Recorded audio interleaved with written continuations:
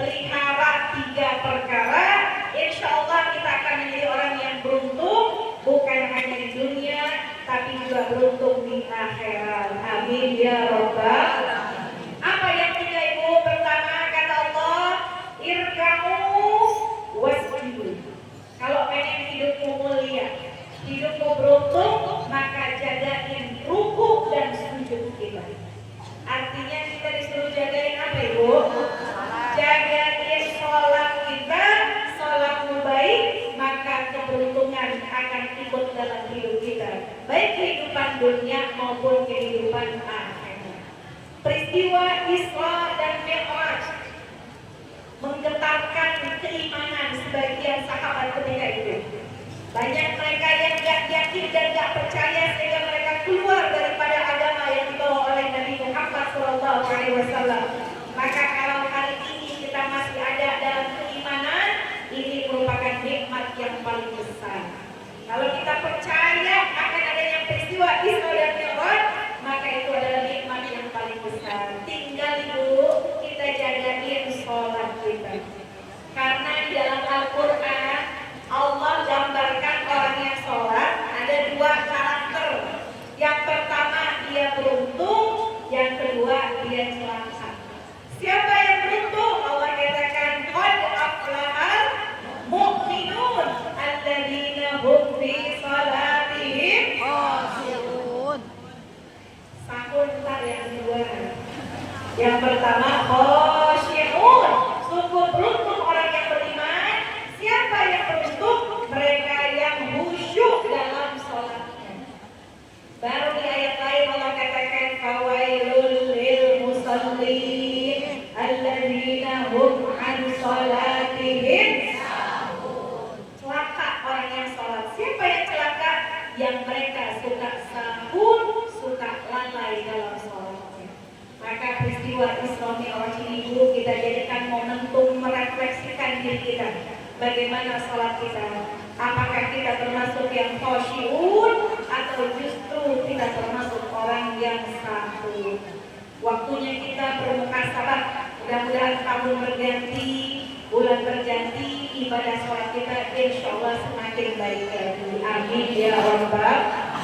Yang kedua, Allah mengatakan dalam Al-Quran, wa'budu rabbakum. Kalau kamu pengen jadi orang yang beruntung hidup dunia, beruntung hidup di akhirat, maka tingkatkan ibadahmu kepada Allah. Sebentar lagi kita akan masuk bulan suci Ramadan. Ramadan dikenal dengan Syahrul Siyam, dikenal dengan Syahrul Quran, dikenal dengan Syahrul Qiyam. Maka besok bulan Ramadan tingkatkan hablum minallah kita. Maka kenapa majelis-majelis Ibu ditawakufkan sementara, supaya kita punya cukup banyak waktu untuk meningkatkan hubungan kita kepada Allah Subhanahu wa ta'ala. Ramadan Syahrul Siyam. Besok bulan Ramadan jagain puasa kita. Karena puasa bisa rusak secara zahir, bisa rusak secara batin. Gimana puasa bisa rusak secara zahir? Ada orang yang lagi puasa, dia makan dengan sengaja, rusak puasanya. Ada orang yang lagi puasa, dia minum dengan sengaja, rusak puasanya. Tapi kalau dia makan nggak sengaja, boleh apa enggak? Boleh. Ada orang lagi puasa lupa makan sepiring mentung, nasi, ikan asin, sambal, lalap, sayur asam. Pas udah kenyang, dia duduk, dia baru ingat, nah iya lagi puasa ya. Boleh nggak lanjutin puasanya? Boleh. Itu namanya rezeki dari Allah karena dia lupa.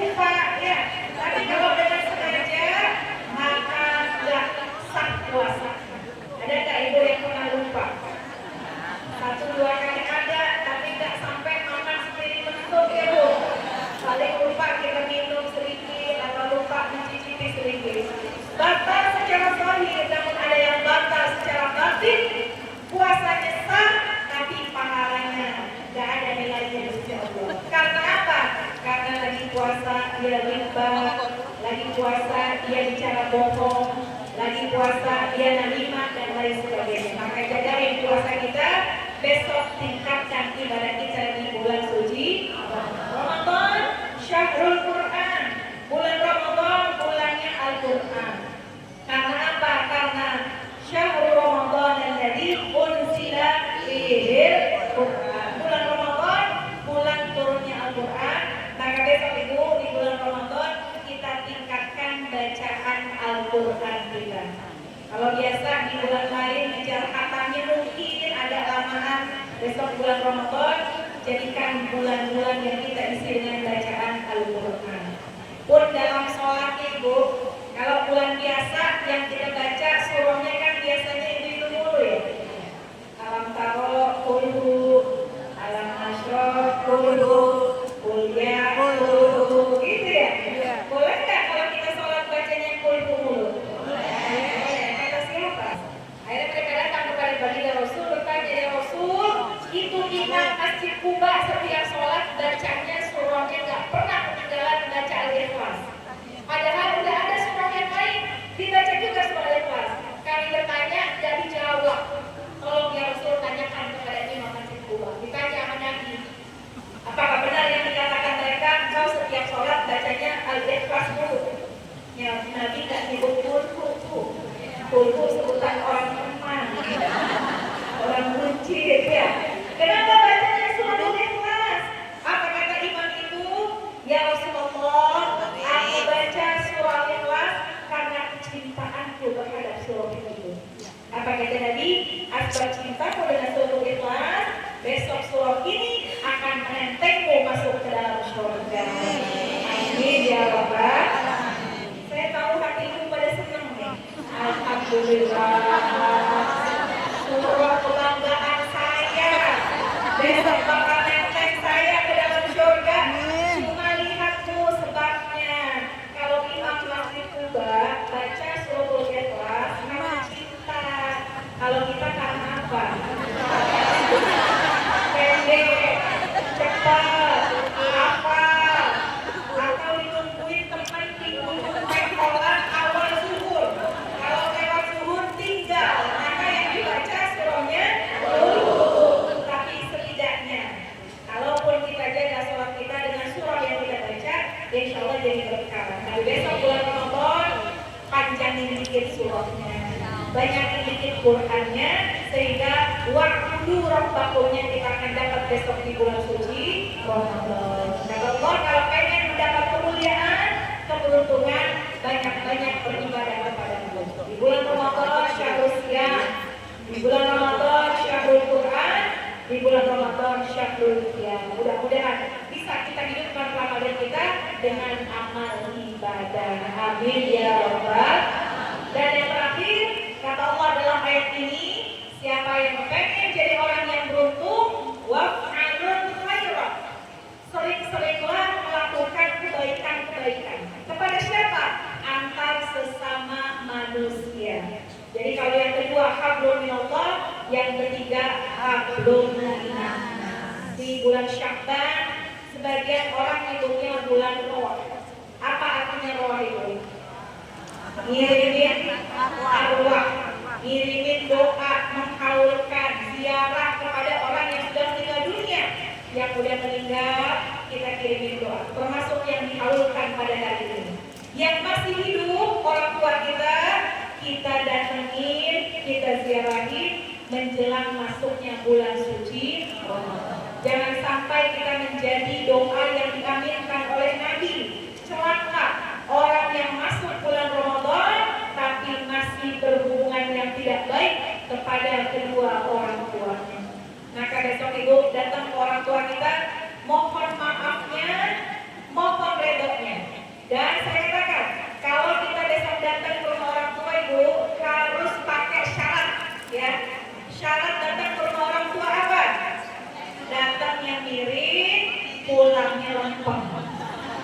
Gitu ya. Apa? Datang orang tua, datangnya miring, pulangnya lempeng. Kenapa datangnya miring? Tangan kanan bawa berat,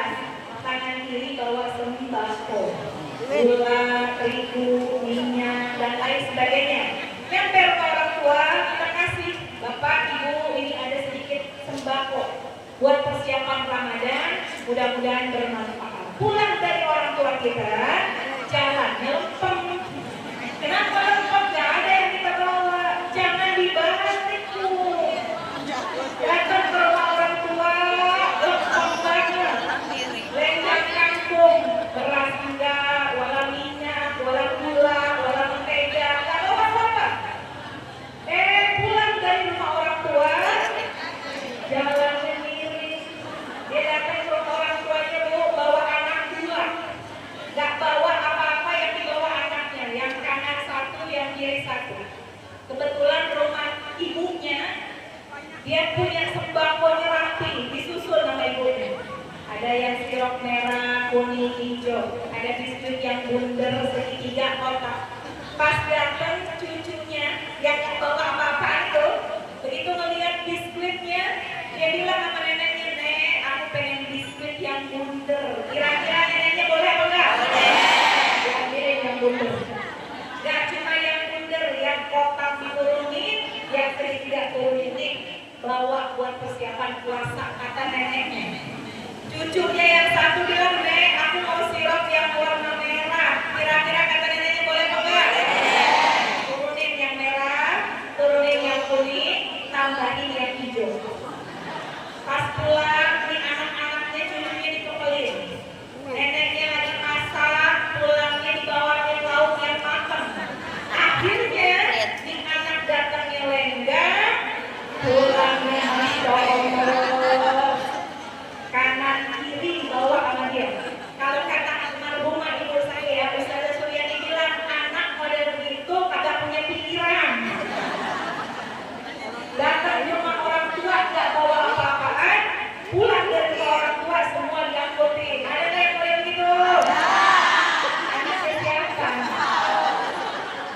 Kata ibu, anak siapa? Padahal anak kita ya Bu ya. Makanya besok bawa sana. Ada yang bilang ini, Ustazah, bukan saya nggak mau kasih buat ibu saya. Bandanya ibu saya lebih banyak dari saya. Sembakonya lebih banyak, duitnya lebih banyak. Saya katakan demi Allah, sekalipun punya orang tua lebih banyak, sembakonya lebih banyak, uangnya lebih banyak, tapi apa yang ditenteng dari tangan anaknya pasti memberikan kesan di hati ibu kita. Maka besok sebelum berbuat baik sama orang, berbuat baik dulu sama ibu kita, sama niat kita, sama umi kita. Gak ada keridhaan Allah yang lebih besar melainkan keridhaan yang datang dari ridho orang tua kita semua. Maka tidak pesan Allah, kalau pengen jadi orang yang beruntung, pertama pelihara sholat kita, kedua tingkatkan hablum minallah kita, yang ketiga tingkatkan hablum minanas kita. Mudah-mudahan semua kita yang hadir, Allah jadikan kita orang yang beruntung dunia, beruntung akhirat. Amin ya rabbal